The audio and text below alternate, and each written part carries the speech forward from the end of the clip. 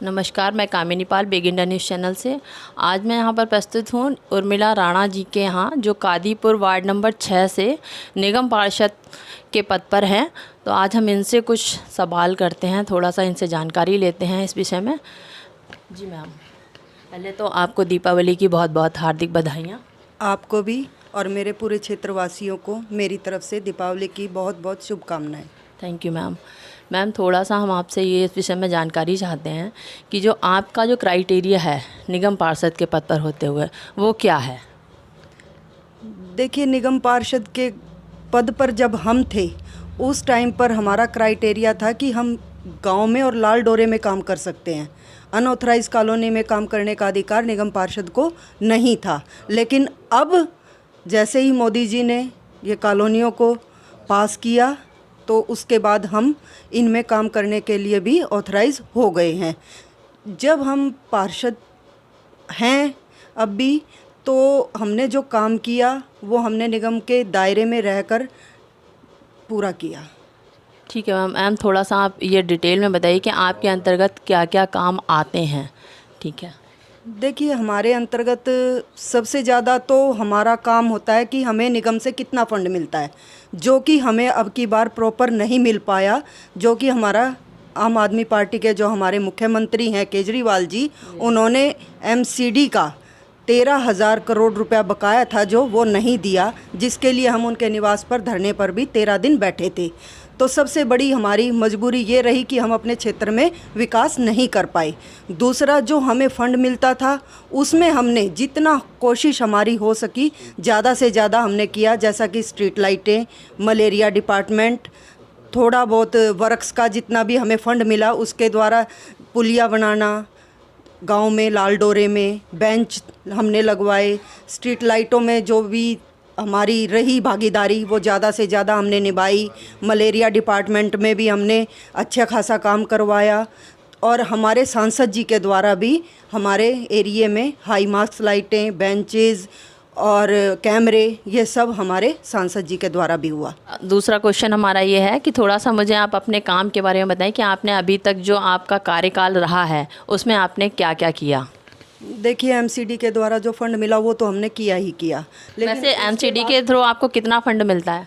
MCD के through जी हमें 25-25 लाख रुपए पर ईयर मिला था, लेकिन कोरोना में वो नहीं मिला, तो वो भी हमारा बहुत ज़्यादा नुकसानदायक रहा हमें। अच्छा, कोरोना काल का फंड अभी तक मिला ही नहीं?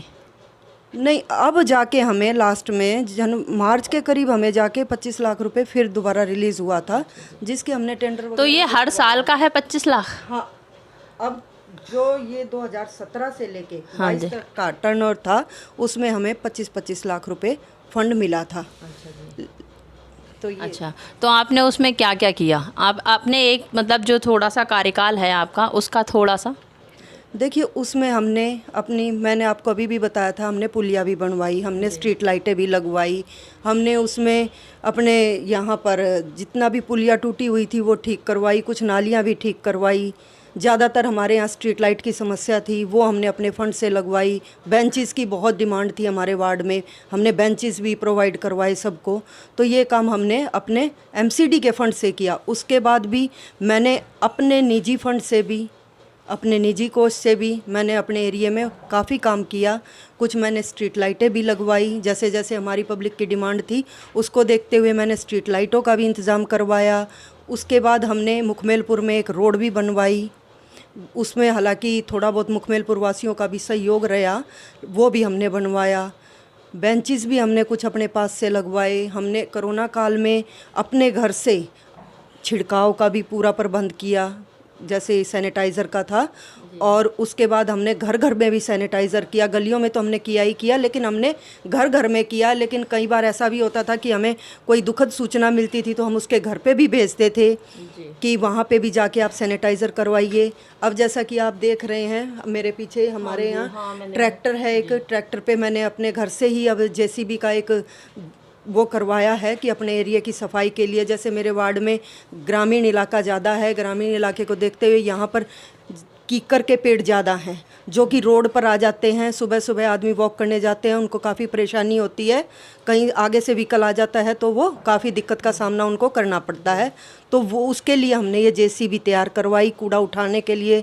कई बार हमारे कर्मचारी होते हैं, उनको परेशानी होती है, ज़्यादा कूड़ा हो जाता है, तो हम जेसीबी ये मैंने इसलिए अपने घर से जेसीबी अपने वार्ड के लिए, अपने क्षेत्रवासियों के लिए मैंने इसका एक और ज़्यादा अपने क्षेत्र को देने का निर्णय किया।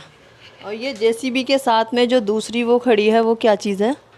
एक तो जेसीबी के साथ जो खड़ी है वो हमारी एमसीडी की जेसीबी है। अच्छा। उसके बाद जो खड़ी है वो हमारी सैनिटाइज़र की बड़ी मशीन है, जिसके द्वारा हमने अपने वार्ड में कोरोना काल में सैनिटाइज़र किया था। अच्छा मैम, कुछ लोगों की उधर से कंप्लेंट मिली, जैसे डीसीएम कॉलोनी है इब्राहिम, उधर कोई भी स्वीपर, कोई कर्मचारी सफाई के लिए नहीं है, कभी भी कोई नाली साफ़ नहीं होती, कभी बस दीपावली या होली के अवसर पर ही होती है। तो उन लोगों की काफ़ी कंप्लेंट्स मिली थी, तो उसके विषय में आपका?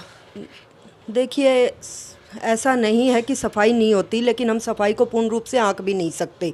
जैसा कि आप भी महिला हैं, मैं भी एक महिला हूं, हम अपने घर में आज सफाई करते हैं तो कल भी हमें ज़रूर अपने घर में सफाई करनी पड़ती है। और ये तो क्षेत्र की बात हो गई, इतनी पब्लिक हमारी रहती है। हाँ, लेकिन इसमें एक चीज़ की कमी है कि हमारे कुछ कर्मचारी बहुत कम हैं, जो कि हमें एडजस्ट करके सफाई करवानी पड़ती है। सफाई कर्मचारी कम होने के बावजूद बिल्कुल ही मेरे वार्ड में 60 से 70 कर्मचारी हैं, तो उनको देखते हुए मुझे कभी कोई कहीं लगाना पड़ता है, कभी कोई कहीं, क्योंकि मेरा वार्ड पूरी बुराड़ी विधानसभा में सबसे बड़ा वार्ड है क्षेत्रफल की दृष्टि को देखते हुए। तो इसलिए मुझे थोड़ी सी यहाँ पर परेशानी आई, लेकिन उसका भी मैंने सामना किया। कुछ मैंने अपने प्राइवेट कर्मचारी भी लगाए समय आने पर। जब मुझे लगा कि त्यौहार है तो त्यौहार को देखते हुए मैंने अपने प्राइवेट कर्मचारी भी लगाए। तो मैंने, ऐसा नहीं है कि अपने क्षेत्र में सफाई को निगलेक्ट किया है, लेकिन मैंने सफाई टाइम टू टाइम करवाई। तो इसलिए अगर थोड़ी बहुत भी कहीं कमी है तो मैंने क्षेत्रवासियों को फ़ोन करके भी बता रखा है। मैंने उनको एसआई का, एएसआई का भी सबका नंबर दे रखा है कि आप डायरेक्ट इनको फ़ोन कीजिए, अगर ये आपकी नहीं सुनते तो फिर मैं बैठी हूँ। तो इसलिए कई बार थोड़ी बहुत कमी भी हो जाती है, लेकिन मैं उसको सुधार ज़रूर करूँगी और करती भी आई हूँ। तो इसलिए आगे भी इस चीज़ का मैं ध्यान रखूँगी। ठीक है मैम, इसके आपसे बातचीत कर बहुत अच्छा लगा आज। और आप अपने क्षेत्रवासियों को दीपावली के लिए क्या कहना चाहेंगे? मैं अपने क्षेत्रवासियों को दीपावली पे बहुत बहुत शुभकामनाएं देना चाहूँगी, और मैं भगवान से प्रार्थना करती हूँ कि मेरा क्षेत्र हमेशा हंसता खेलता ऐसे ही रहे जैसा कि मेरा क्षेत्र आज है। मेरे क्षेत्रवासी बहुत अच्छे हैं, उनके लिए मैं यही कामना करूँगी, परमात्मा उनको हमेशा खुश रखे। थैंक यू मैम, धन्यवाद। अपने आसपास की खबरों को सबसे पहले पाने के लिए चैनल को लाइक, सब्सक्राइब व शेयर अवश्य करें।